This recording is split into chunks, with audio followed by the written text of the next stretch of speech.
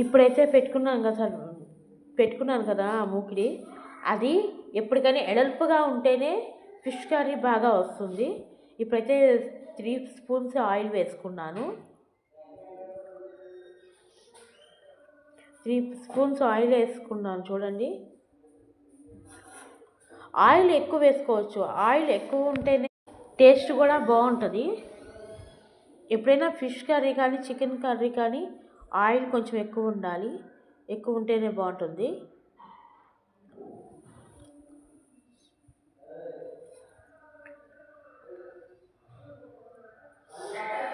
ఇప్పుడైతే నేను చెక్క లవంగాలు వేసుకున్నాను.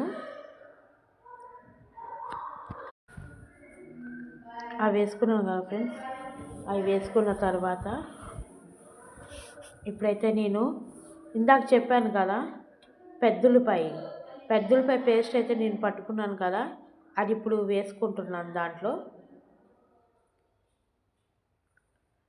పెద్దుల్లిపాయ నేను పాయిన్నరే తీసుకున్నాను, ఒక పెద్ద పాయి హాఫే తీసుకున్నాను. ఇంకా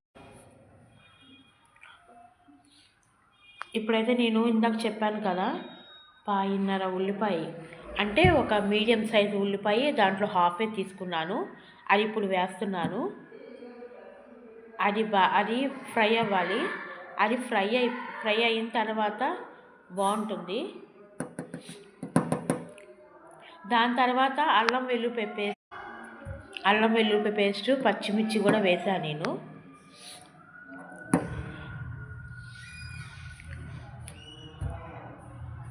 అల్లం వెల్లుల్లి పేస్ట్ వేస్తున్నాను ఫ్రెండ్స్. ఇప్పుడు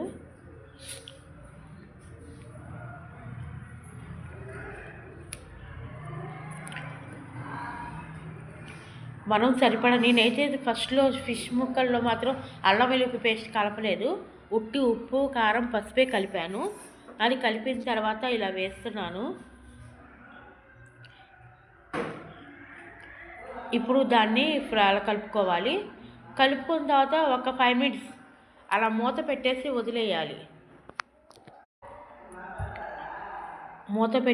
వదిలేయాలి.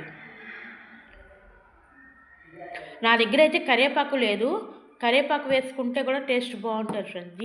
ఇప్పుడే వేయాలి కరివేపాకు, ఇప్పుడు వేసుకున్నా ఫ్రై చేసుకున్నా బాగుంటుంది.